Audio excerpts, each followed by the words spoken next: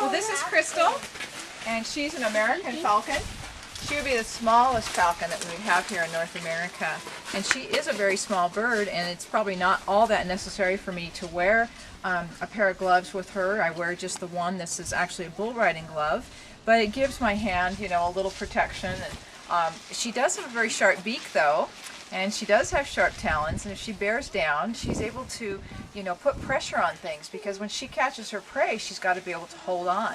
Now, she's a small little creature, so she's going to eat small little things. And that might be a grasshopper, it might be a lizard, it might be a mouse. And today she's enjoying some mouse legs, and that's part of her diet here at the Animal Ark. We feed mice that we have sent to us frozen, and they're from places that raise them.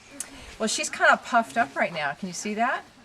She's keeping her body warm. She's got great insulation when she puffs herself up. So she looks a little bit bigger than she really is. But if you were to guess, how much do you think she weighs? Half a pound. You're getting close. 2 pounds.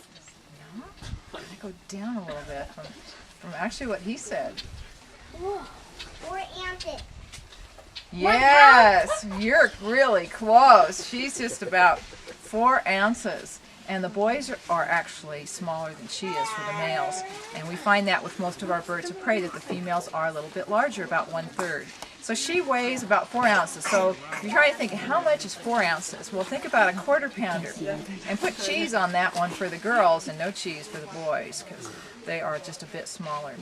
The other thing you'll see with her is she has something that's very similar to the cheetah.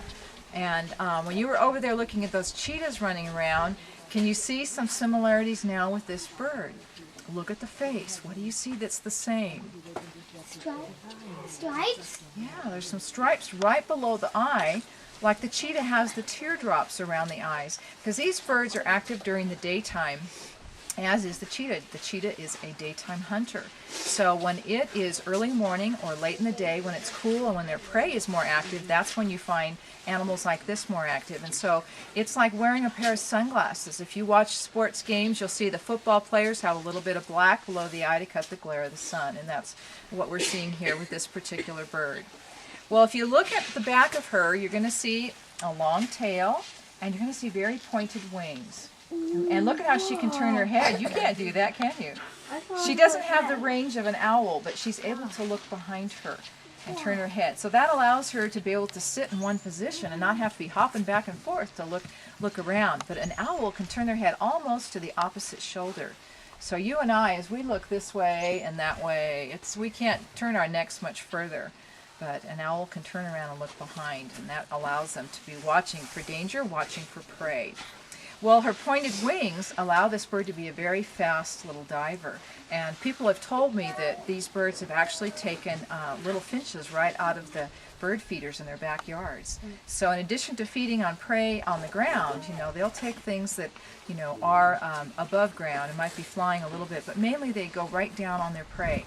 And I've seen them in the wild, and what they'll do is they'll stay in one position with the wings, and just like a helicopter, and they're watching with those good eyes that are 7 times better than yours and mine.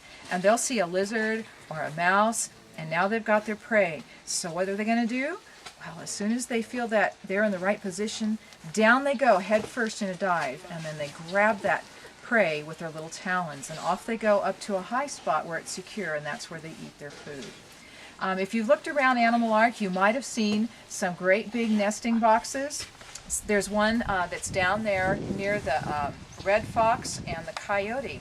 We've had one there for a long time. The scouts have put some out. The wind has blown some of them over.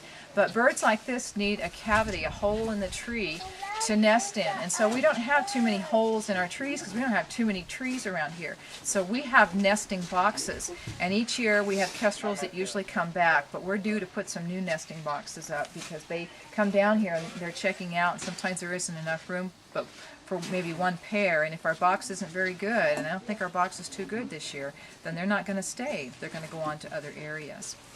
Well, let's see if our little girl would like something to eat. There she goes. Did you see her wings going there? She's got a mouse leg, and she's going to eat the whole thing. She'll eat the fur, she'll eat the bones, she'll eat the foot, and what she cannot digest, like the bones and the fur, they'll come back up again, and she'll regurgitate a pellet, and that pellet will also clean out her stomach.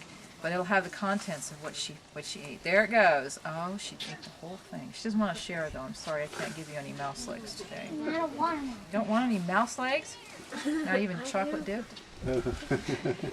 Any questions about the kestrel?